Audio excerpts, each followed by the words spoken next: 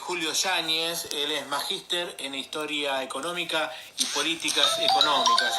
Vamos a estar charlando sobre los problemas de la economía por el efecto del coronavirus. Así que en un ratito vamos a estar charlando con el amigo Julio Yáñez. Saludamos a la gente que ya se está enganchando en la transmisión. Un segundito nada más, Julio, y ya te vamos a tener en vivo a través de nuestro Instagram. Bueno, la gente que ya empieza a conectarse, esperamos que se conecten unas cuantas personas y comenzamos a transmitir. Le vamos a dar el paso al amigo Julio Yáñez, que ya está aquí.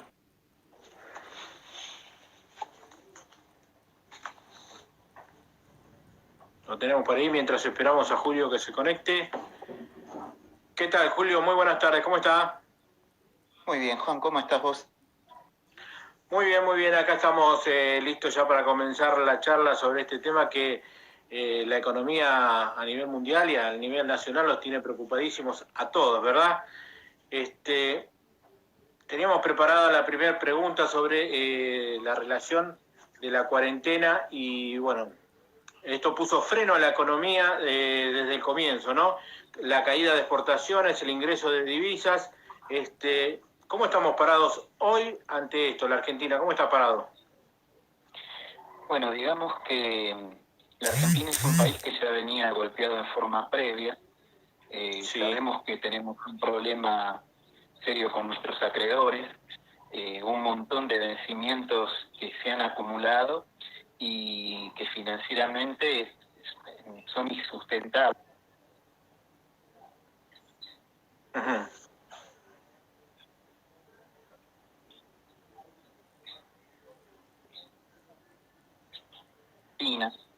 Se está cortando, Julio. A ver si... Sí. Ahí te estoy escuchando bien. Ahí está bien. Bueno, sí, ahí te escucho bien, lo que estaba planteando que este problema no es solo para Argentina, sino que es un problema a nivel global. Estamos viviendo un momento muy especial y hasta inédito en lo que es la economía y la economía como ciencia. ¿Y por qué inédito? Porque si uno se pone a pensar, en realidad estamos adoptando medidas que se adoptaban en la Edad Media. Cuando aparecían este tipo de pandemias, en realidad la única forma de afrontarlas era con cuarentena, ¿no? Esto de afrontar con la cuarentena nos golpea muy duro, porque en realidad comienza a haber un problema muy serio que es...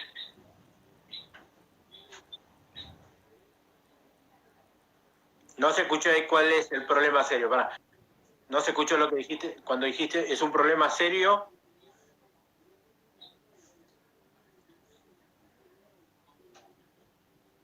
Se corta mucho.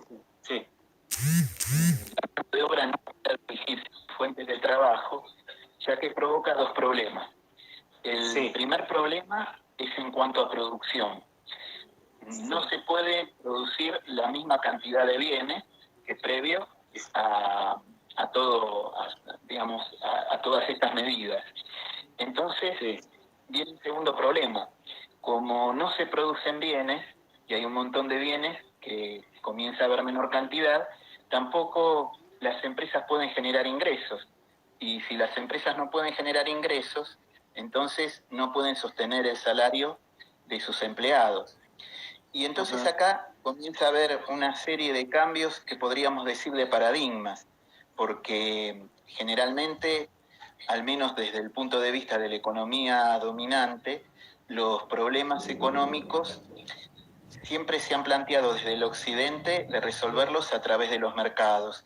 Y este es un problema que los mercados no pueden resolver, porque si no hay ingresos, pero las empresas continúan teniendo todas sus cargas, es decir, ya sea, cuando hablamos de empresas, no me refiero solo a las grandes empresas, me refiero a las medianas, a las pequeñas, a los comercios, ¿no? Y sobre todo los comercios, las pequeñas y las medianas son las que generan mayores fuentes de trabajo. Si no pueden generar ingresos, pero tienen que seguir pagando sus alquileres, ¿sí? Tienen que seguir pagando las cargas tributarias y tienen que pagar los salarios de sus empleados, la pregunta Sí, es, ¿cuánto tiempo es en que se puede sostener esto? Y a partir de exactamente. ahí, entonces, de cuánto tiempo se puede sostener, de acuerdo a la organización social y económica de cada país, son las respuestas que se van brindando. Por ejemplo, en Estados Unidos escuchamos que el desempleo aumentó a 30 millones de personas. Y Exactamente. esta gran cantidad de personas que se han sumado a los desempleados que existían previamente, nosotros nos tenemos que preguntar, bueno, ¿cómo se sostienen? Indudablemente ellos tienen el instituto o la institución del seguro de desempleo. En nuestro Sí, caso, en la Argentina, digamos que hemos adoptado otro tipo de medidas. En este caso, es el Estado, ya no a través de seguros de desempleo, sino de distintas programas de medidas de seguridad, sí. asistencia, sí, exactamente, programas de asistencia económica que intenta sostener la situación. Ahora, en Argentina, si vos pensás, ya veníamos con un problema previo serio, que lo Sí. había comentado el actual presidente, cuando haciendo campaña indicaban la cantidad de personas que tenían riesgo de no tener el alimento necesario. Sí, sí, se está cortando, Julio. Bueno, ahora hay un desempleo que en estos meses se produjo hasta abril de este año, de 558.000 personas perdieron el empleo en la Argentina. Bueno, esto agranda la brecha y el problema social que ya venía arrastrando, ¿verdad? Se corta. No sé si la gente que nos está viendo lo puede escuchar a Julio. ¿Vos me escuchás bien, Julio? Y se queda congelada acá la imagen. A ver, esperemos un segundito a ver si se destraba, porque este es el momento, lo más lindo de la conversación con el profe.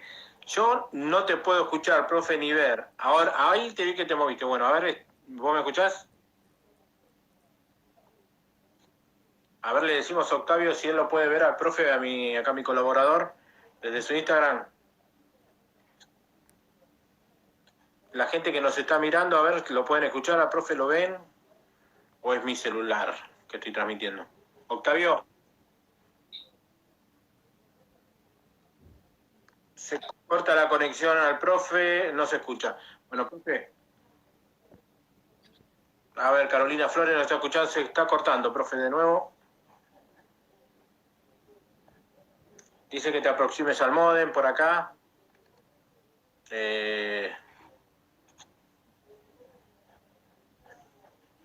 Tuvimos ya complicaciones, estuvimos haciendo una prueba hace un ratito y ayer para conectarnos con el profe. A ver, ¿me escucha ahora, Julio?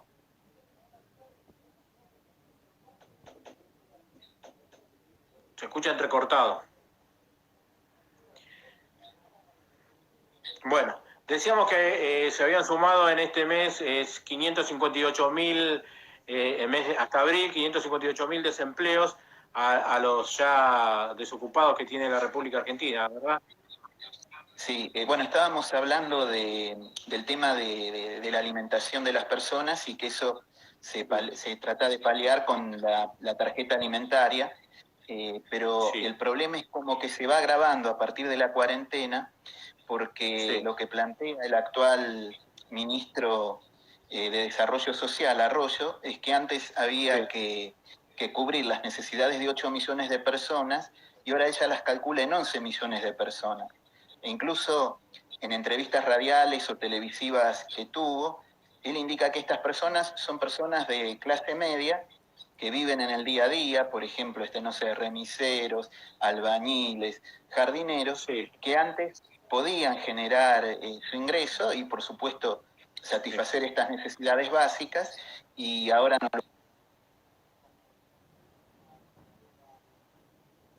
Se corta, profe. Bueno, muy bien, estábamos hablando de las personas que están. Hola, profe, dice acá. Bueno, se está cortando, Julio, a ver si ahora me escuchás bien.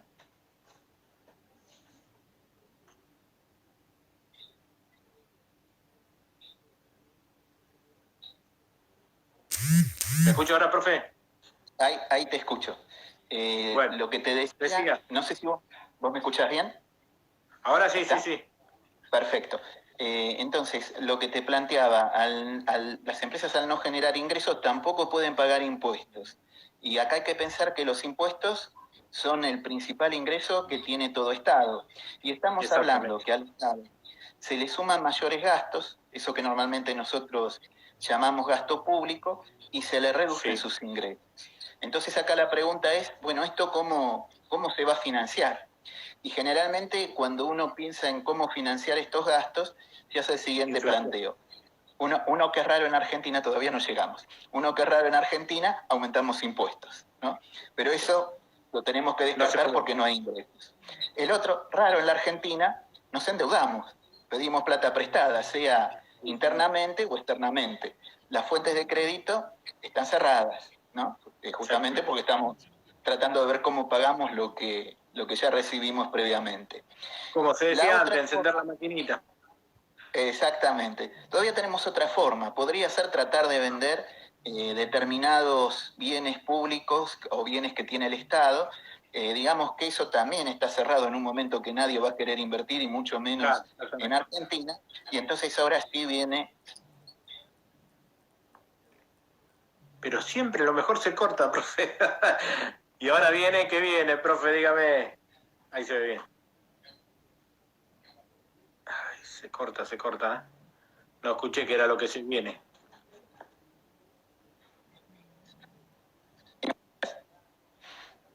Que indudablemente tiene sus efectos inflacionarios y quizás no se sienten todavía esos efectos inflacionarios justamente por la alta recesión que tenemos. Pero ¿hasta cuánto es sostenible o cuál es el volumen en el que el Estado puede continuar emitiendo sin llegar a un riesgo? Antes de una hiperinflación siempre hay lo que se llama una inflación galopante, cercana al 90%, 100%. Al menos por las estimaciones de los principales analistas, todavía no estamos en esa situación. O sea, las estimaciones para este año que fui leyendo, que fui escuchando a través de distintos economistas, la calculan en un 44, un 46%. Pero el problema también es a futuro, porque es como que transitando en este momento por esta crisis, no estamos pensando, bueno, ¿qué va a ocurrir el día después? Quizás hay sí gente que lo piensa, pero digamos que a nivel Estado al menos, o a nivel gobierno, no se nos muestra cuál va a ser el futuro, quizás porque tampoco lo pueden tener demasiado claro. Pero demasiado claro. Exactamente, pero lo que pensamos, creo que la mayoría de las personas que tenemos fuentes de trabajo es, bueno, cuando se logre salir de esta cuarentena, que todavía no sabemos en nuestro caso en qué momento va a ser, la empresa todavía seguirá existiendo. Entonces, ahí también viene una serie de conductas y hábitos que nosotros vamos cambiando en cuanto al manejo ya de nuestros ingresos privados, ¿no? Es decir, una consulta. Sí. Levanto la mano como en clase, profe. ¿Usted cree que este ingreso familiar de emergencia, el IFE, es una buena medida que ha tomado el gobierno y durante cuánto tiempo lo va a poder sostener?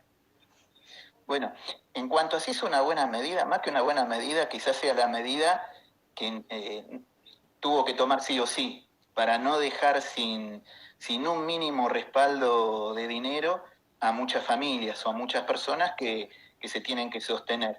Y la segunda pregunta es además esta gente no la va a guardar, sino la va a hacer circular. Exactamente, la va a gastar y lo más probable en alimentos. Exactamente. La segunda pregunta es la más difícil de contestar. Por ejemplo, el impuesto a las ganancias se había hecho por única vez, creo que en el año 1933, si no me equivoco, y todos los años se vuelve se vuelve a prorrogar o tenemos que seguir soportándolo. Entonces el tema es, una vez que pase esta cuarentena, que podamos volver a salir de la calle, y habrá que ver en qué modo podemos salir a la calle, porque por lo que estamos escuchando, esto ya no es a nivel económico, sino a nivel sanitario, por lo que Exactamente. escuchamos de los principales infectólogos, es que esto por lo menos por 1 año y medio va a continuar así hasta que haya una vacuna o haya algún tratamiento que indudablemente nos permita circular con cierta tranquilidad si nos enfermamos. Entonces, el tema es difícil de decir, bueno, ¿hasta cuándo se va a continuar con este ingreso de emergencia? Por ejemplo, hoy, profe, estaba leyendo que Francia suspendió el pago de alquileres y de facturas de luz, gas y agua, y también se hacía cargo de los créditos. ¿Esto se puede llegar a realizar acá en nuestro país? ¿O sería...? No, como poder se puede, es una decisión política, pero siempre está en función de cuánto va a continuar emitiendo el Estado. O sea, cuánto Claro. es el volumen. Uno de los cálculos... Bueno, veníamos bien, se cortó, profe. Se cortó. A ver.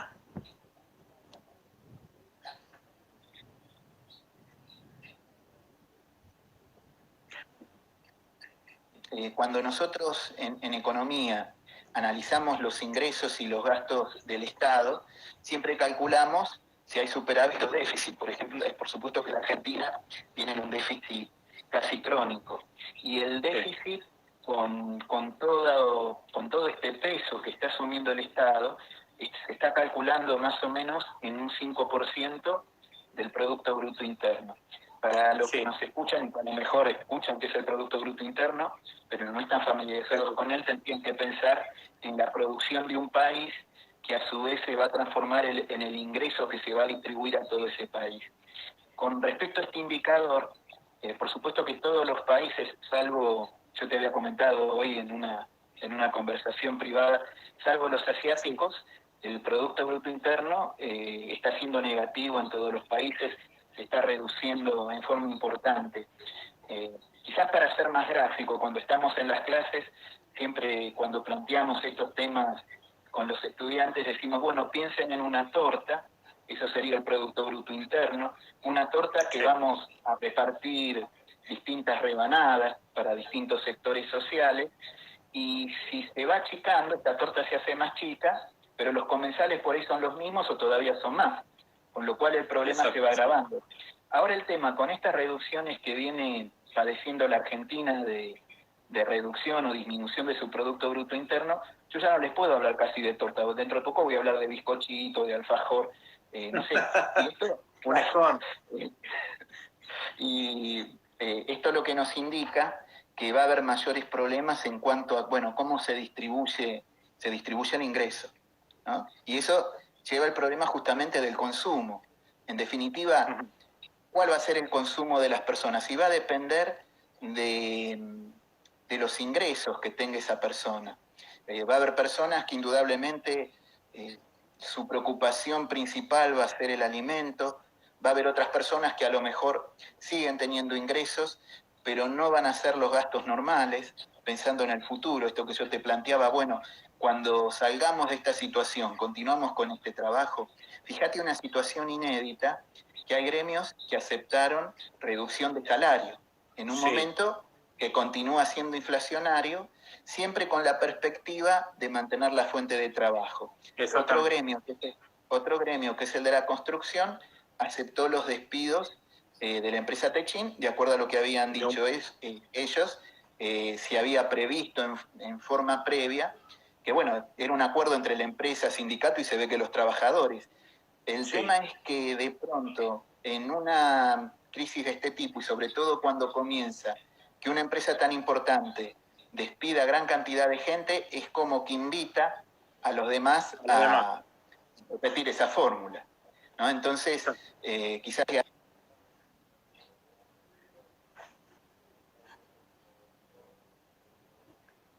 Bueno, se corta nuevamente, Julio.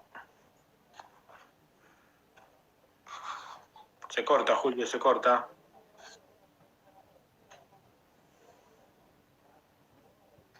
No te escucho. Qué lástima. Lo mejor de la charla. Bueno, estamos hablando con el profe Julio Yáñez, magíster en Historia Económica y Políticas Económicas. El mejor de la charla se está cortando. A ver, ahí lo estamos recuperando. Aquí Houston, ¿me escuchan? ¿Me escuchan en Villa Adelina? Tarararán. Bueno, muchísima gente se está enganchando en esta transmisión, en esta charla que estamos teniendo con el profe. A ver ahora, Julio. Seguimos probando. A ver quién manda mensaje. Julio. Sí. ¿Vos me escuchás, Julio? Bueno, No sigamos. sé si vos me escuchás. Ahora sí. Bueno, sí. No, lo que te planteaba es que por eso quizás la reacción también del presidente cuando se enoja, ¿no? Y hablando por televisión a todo el público, comienza a hablar de los empresarios miserables, ¿no? Cuando los empresarios también, no son todos los casos, pero la mayoría viene muy golpeados. Acá otro profe dice, Techín se rige en ese caso por el régimen de trabajadores de la construcción. Sí, porque no, tengo entendido que era por contrato, ¿no? Y a lo que yo, sí, digámoslo. Sí, estamos de acuerdo. Por eso digo, estaban de acuerdo tanto el sindicato, la empresa, como los trabajadores. Lo que yo digo no es el hecho de que, o sea, no estoy reflexionando O sea, sobre... en este caso, la situación le vino como anillo al dedo para deshacerse, bueno, de un grupo de trabajadores que bajo en las circunstancias iban a quedar igualmente sin trabajo, ¿no? Por el parate mundial que había. Sí, no, yo lo que planteo no es este ¿Me caso escucha, Julio? específico. Sí, yo te escucho perfecto. No sé si vos me escuchás a mí. Sí, perfecto, ahora sí. Crucemos los dedos que si no más. Bárbaro. No, yo lo que planteaba no es este caso específico que había un acuerdo, ¿no? Entre empresario o empresa, Sí. sindicato y trabajadores. Lo que digo que el despido de gente, de tal cantidad de gente.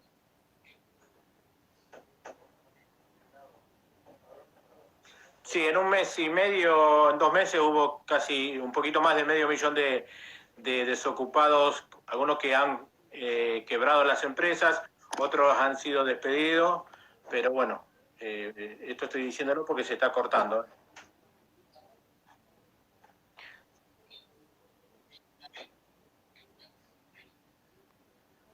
Se vuelve a cortar, Julio. Bueno.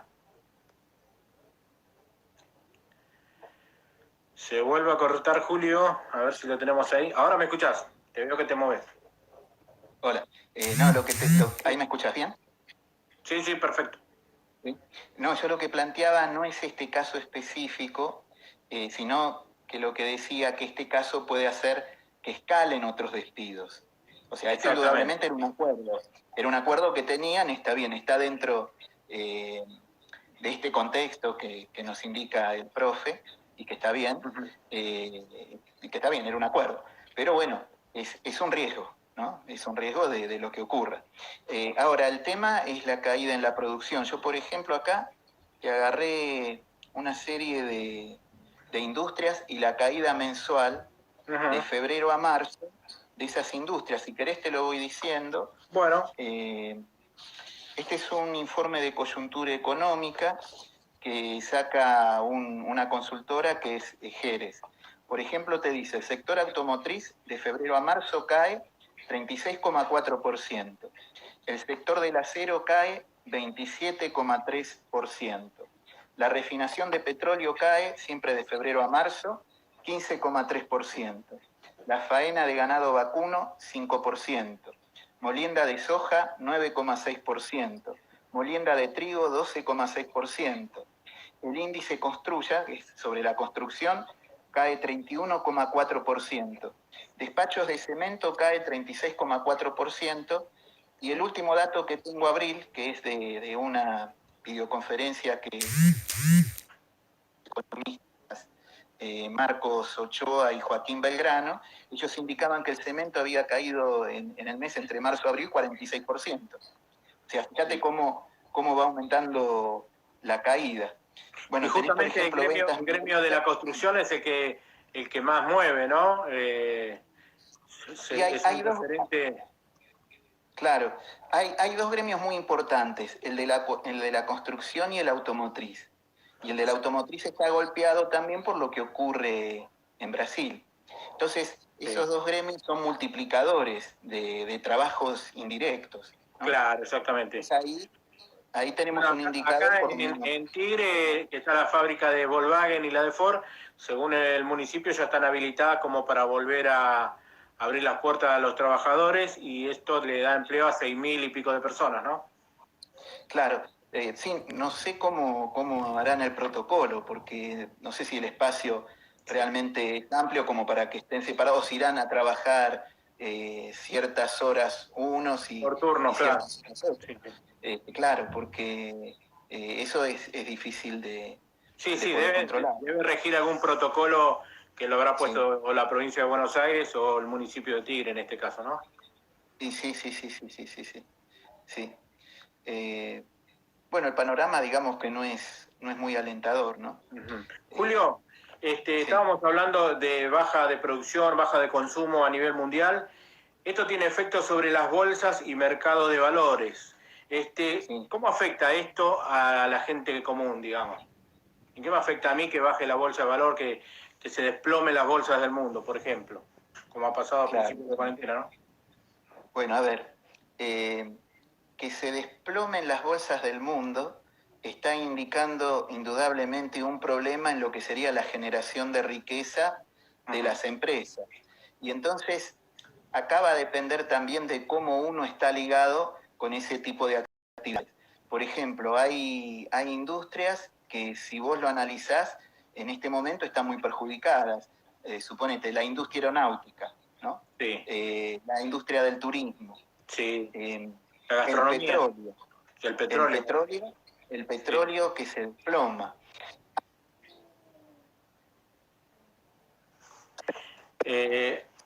La subida drástica del dólar, dice, pero acá nos pregunta la subida drástica del dólar. El dólar subió acá en la Argentina, ¿no? Seguramente está hablando de este tema. Bueno, pero de todos modos, a eso habría que tomarlo con cierta precaución, porque, por ejemplo, hay otros países que han devaluado más que nosotros. Brasil devaluó más que nosotros con respecto al dólar.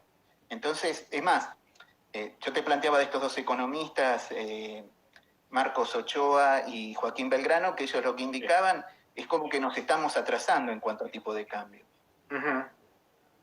O sea que aparte, bueno, nosotros con el problema de que tenemos distintos mercados, ¿no? Pero ellos se referían al mercado oficial, ¿eh? Ellos se referían al mercado oficial.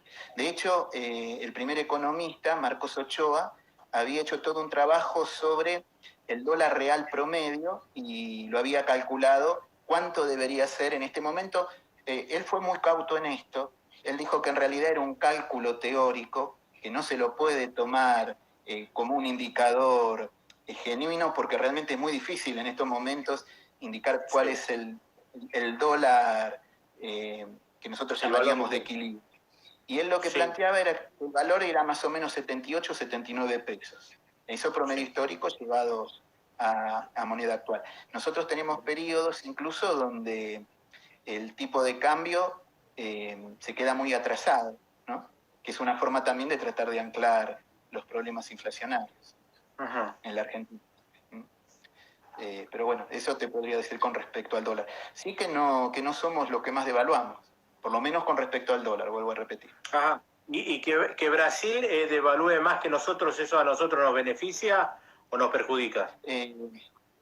No, en principio, cuando vos te quedás atrasado con el tipo de cambio, digamos que es más accesible que vos importes bienes de ese país que devaluó más que el tuyo y que sea más difícil de colocar tus mercaderías, porque en ese país tus mercaderías se encarecen y a nosotros se nos abarata. O sea que eso no sería bueno para nosotros. O sea, para la industria local, digamos.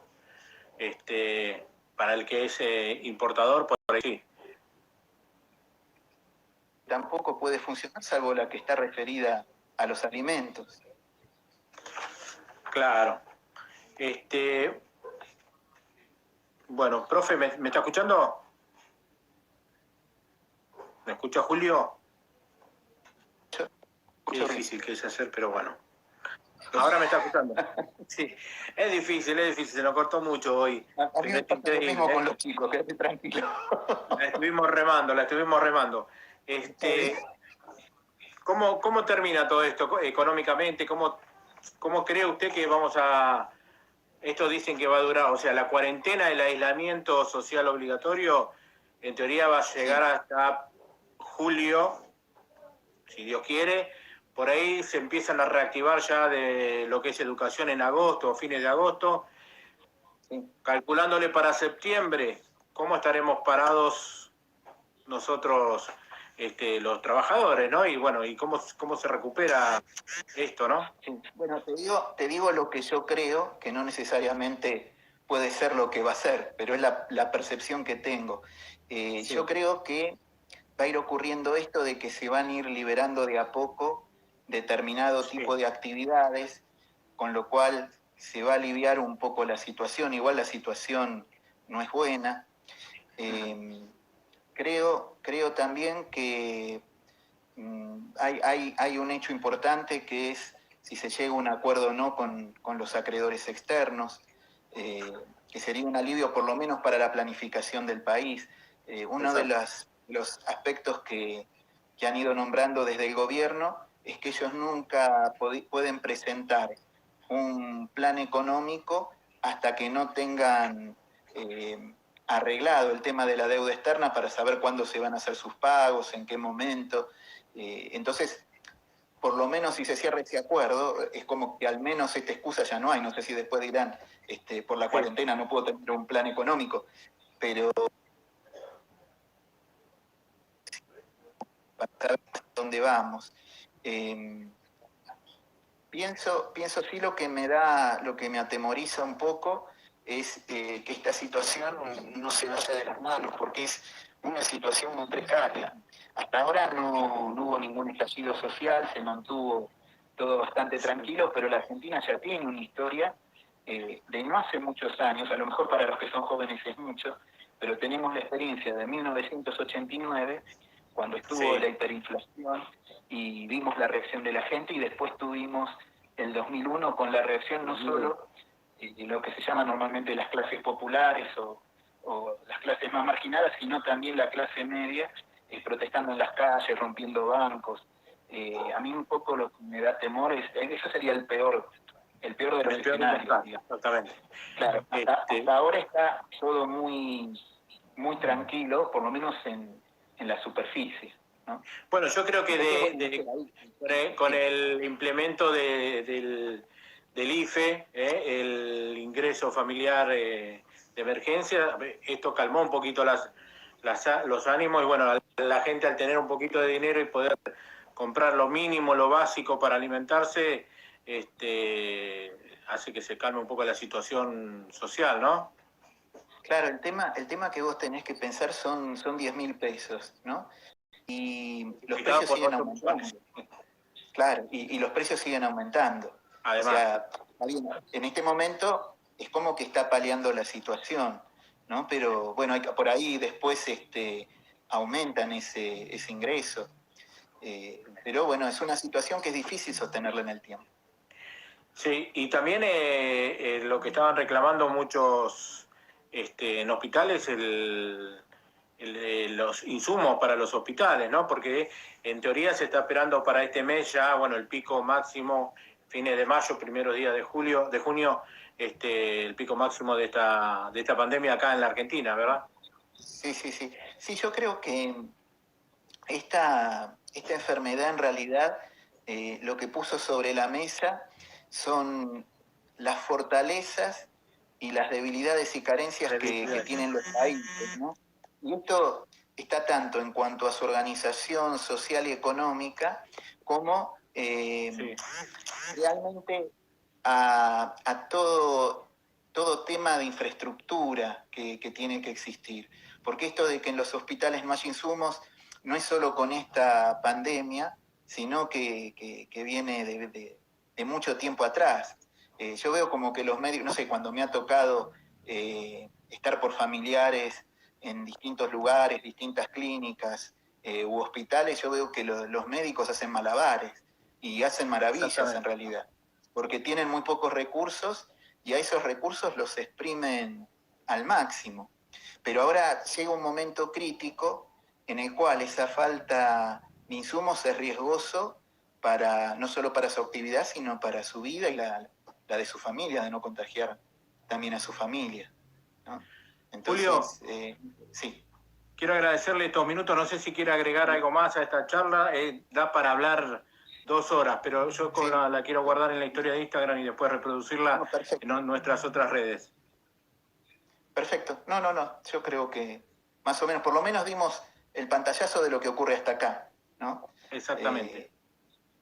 A futuro a mí se me hace muy difícil pronosticarlo. Yo calculo que hay otra gente que ya lo está analizando, lo está estudiando y bueno, tendrá propuestas como para tratar de salir de esto, ¿no?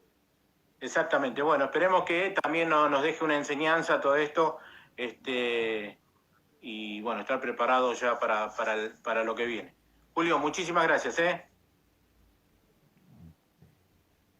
Justo se cortó. ¿Me escucha, Julio? Bueno, acá leemos, muy buena la exposición del profesor. La continuamos otro día, dice Machi. Bueno, el profesor, varios profesores nos estuvieron mirando. Julio, muchísimas gracias, ¿eh? Gracias a vos, Juan. Hasta la próxima. Hasta la próxima. Muy bien, así pasaba Julio Yáñez, magíster en Historia Económica y Políticas Económicas. Estuvimos charlando un ratito, se nos cortó un par de veces, pero bueno, agradecemos a Cecilia García que nos estuvo mirando, a Estefanía Machi, un gusto volverlo a escuchar, profe, dice. Excelentes. Bueno, acá sos un genio, profe, bueno. Saludos al profe Quintela también. Bueno, muchísima gente se enganchó en esta transmisión.